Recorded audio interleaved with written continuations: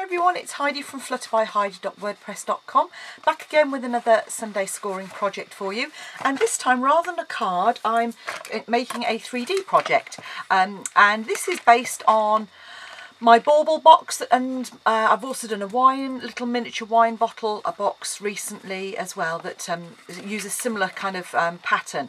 So I just this has actually been made for a gift for a teenage friend of ours, and I'd got together various little bits and pieces just as I've gone around, which I thought were rather nice. And you'll see in here I've got all these various goodies, so kind of a makeup sponge and an EOS lip balm and toe separators and lovely things for a young girl. And on their own they don't look great, but pop them in a box like this, and as I say, it's so spacious, it can fit all of that in there and makes a really pretty gift. So that's our box, and what it uses is a bit of masking technique as well, so I'll show you that. And it is made out of a single sheet of either UK or US A4, and it is 8 1/4 by 10.5 inches. So I'm using Blushing Bride and some Melon Mambo ink, and the first thing you need to do is score the long edge at, I'll do centimetres as well, but I'll do it in inches first. So 1 1/4, that's on the right hand side, turn it round, then it's every 1 1/4 inches, so it's at 2 1/2, 3 3/4, 5 inches, 6 1/4, 7 1/2, 8 3/4, and at 10 inches. And that's 3.2, 6.3, 9.5, 12.7, 15.9, 19 and 22.5 centimetres. Turn it, and now you're going to do the scoring for the top section. So again, 1 1/4 inches first,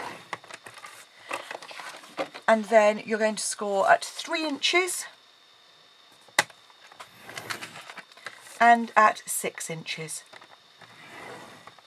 Okay, so that's all the scoring you need to do. Put our scoreboard away, and then what we're going to do is make some marks and use our ruler. We've done this before, so follow along, and you're going to mark the midpoints of alternate sections on the box. You'll see here I've cut away, so it's only the alternate sections. And the best way I find to do this is to kind of mark the first one just roughly with a mark, and then get your ruler and away we go. So take a ruler, and you're going to mark at around about, if you have a look, this is actually 3.2, so it's 1.6 centimetres. So just put your ruler in and 1.6. You can eyeball it as well, but 1.6, if you have a look, is just over the 5/8 mark. Okay, well, it is just on 5/8. So alternate ones, and just make a dot because you're going to be scoring down from that point. So again, 5/8, and then once you've done that, come in and go from the midpoint to the corners. Now I'm using an ordinary ruler here, but obviously you can, if you've got a metal sided ruler, then that's great as well, but because you're not cutting, it's not so important.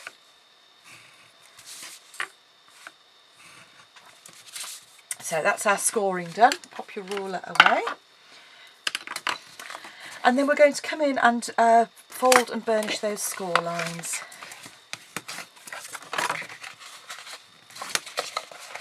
So just do all the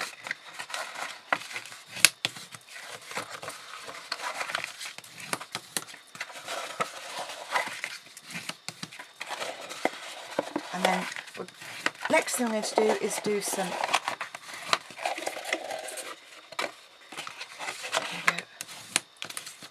the top sections. So if you do this one here, and then come in and just with our fingers very slightly do those. Okay. And because you're going to be cutting away, it doesn't matter if you get a crease in this top section, because you can reinforce those later. So just fold those up to make this a little bit easier for you. Now, in order to get our pattern stamping, you'll see that I've actually got sections marked off here, and all I've done is just used, you'll see that they're the ones I've used already, I've just used some post-it notes. So I've just popped post-it notes to cover those up, and some of them I've just cut to 1 1¼ inches. And you can, as you can see, you can reuse them. So if you're doing several boxes, what I sometimes do with post-it notes is I actually put them in the box with my stamps. So when I come to use them again, particularly if I've cut a mask out for a particular stamp design. And so we're doing the main panels first, and then we'll do the top sections afterwards.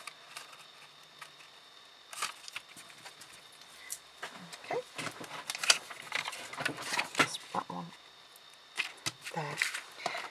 So the stamp set I'm using is this one here, which is Falling Flowers, and it's got a beautiful flourish here, which I think is a really pretty pattern. So I'm just inking up my block and bringing it roughly into the centre of the panel. It doesn't have to be exact.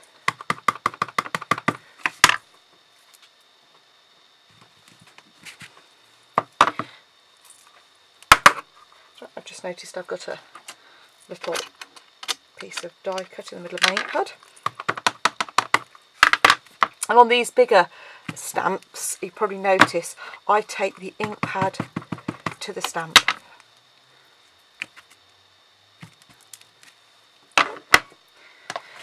So we've done those central sections. So if we just move our post-its now and just literally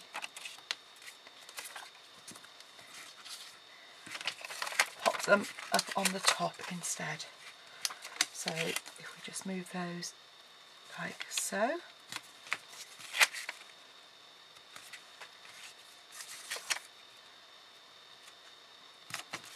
And then bring our post-it notes across the bottom.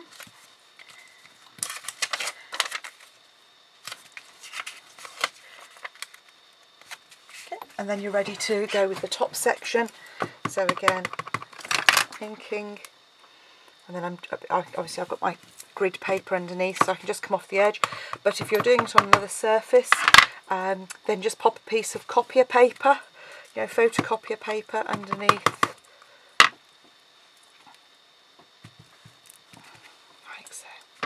Okay. So pop that to one side, and then it looks a bit of a mess, but when you remove the post-it notes, we've got our pattern all ready to go.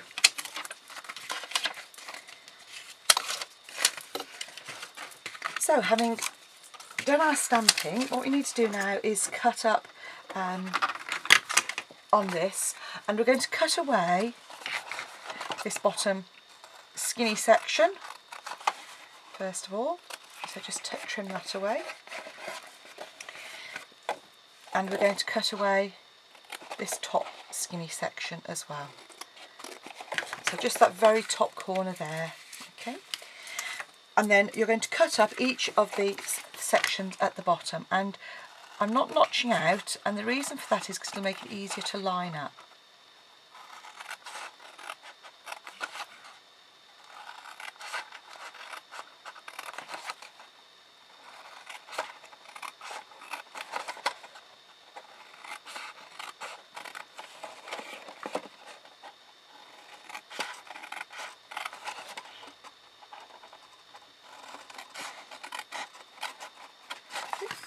So we cut all of those, and then we're going to trim away these top sections here.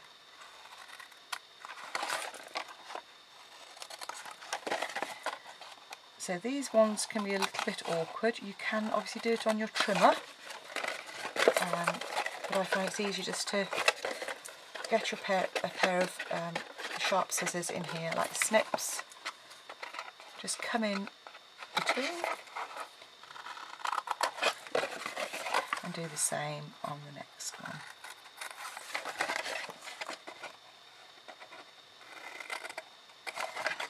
So again, just coming in.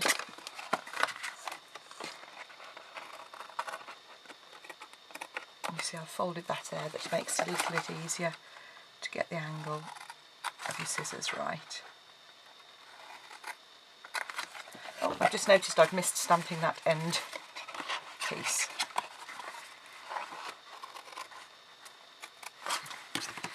So that's easy, quick and easy to remedy. We'll just grab out a post-it note.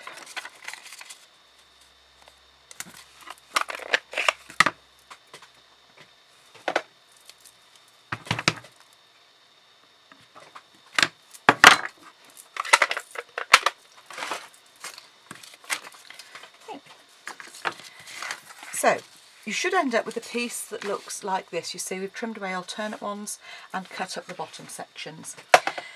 The next thing we need to do is glue the sides and also punch the holes in the top here. So to punch the holes in the top, I've done what I've done before, which is to create a post-it note with a hole in the centre by folding it in four and punching, and then just coming in with a hole punch and punching through. So as long as you've got, I mean I've got quite a large hole punch here. I'm going to use quite a thick ribbon. If you've got a thinner ribbon that you want to use, just use a smaller hole punch, or even a piercing tool will do the trick as well. Just need to, you know, find the middle, and the post-it note just helps hold it in place, but those will line up. So punch 4 holes, then turn that over, and we're going to put some glue down this end here.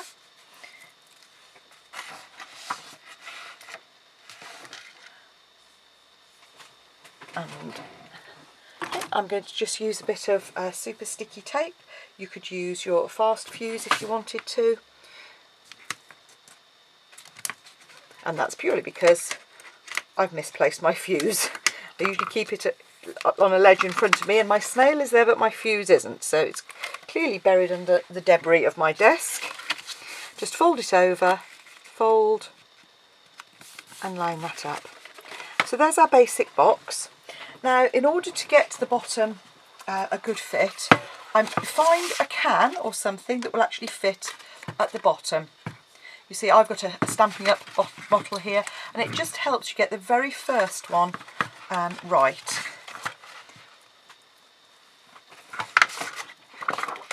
So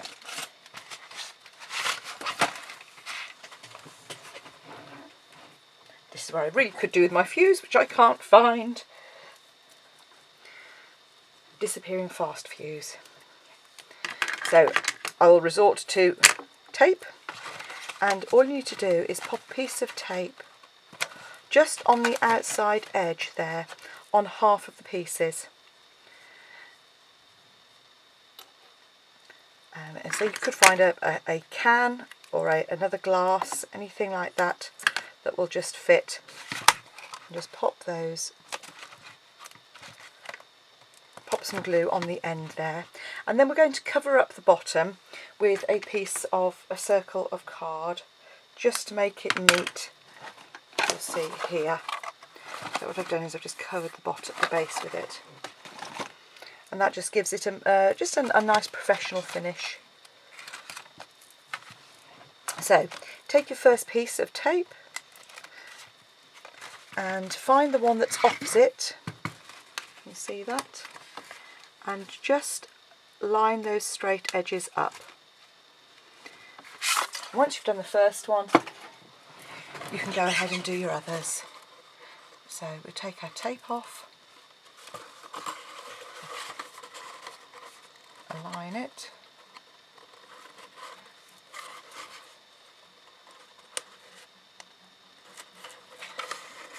okay. And this is where I said about if you keep those straight edges, it makes it much easier to make sure that those are parallel.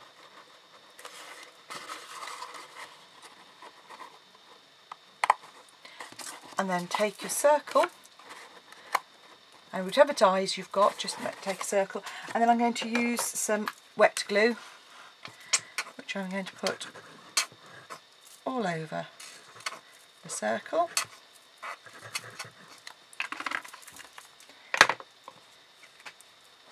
And just pop that like so. And then pop your hand inside and just push down, apply a little bit of pressure. And obviously you can put something on the inside of that if you wanted to as well. But that's our basic box. And then all you need to do to close is just reinforce these creases here. So just pushing those forward.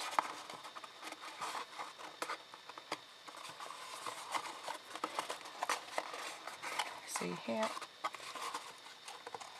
And then I'm going to use some silver ribbon, which is our wide silver ribbon, which I've got here.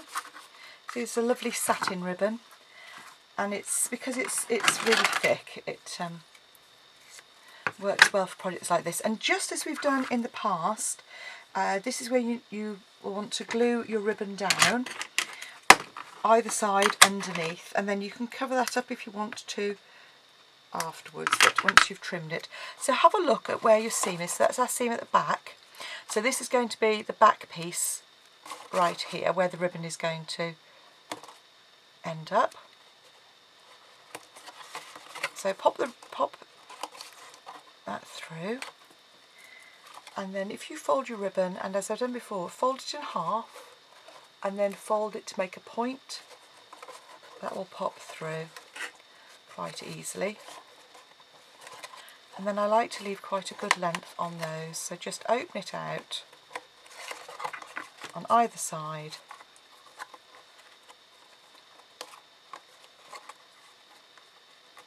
To flatten it, and then just come in with your ribbon scissors and trim that away. As I said, you can even use one of your pieces that you've already cut away and pop that underneath just to reinforce it and also to finish it off as well. Then all that remains is to feed through, so I'm going to come in and feed a piece in from the side and line that up, and if you pull up like so, do the same on this side, and then to square it off at the end, just come in, ribbon, give it a little wiggle, and there we go, there's our box. And then if you wanted to decorate it further, I've taken some of the Flourish thinlits from the Big Shot here, and I'm just going to pop a little bit of glue on the back there. I've layered those up with a little bit of Melon Mambo to echo. So all I've done is just put a few dots of glue on the back. Pop that on the front there. Just leave that for a second just to set. And once that's set in place,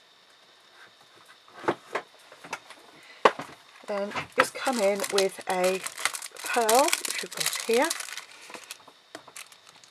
And you can just pop a pearl in the centre there, and there's your final box.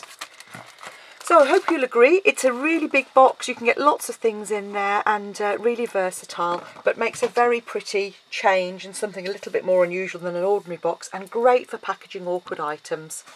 I hope you enjoyed the project. Come back and see me again soon. Take care now. Bye bye.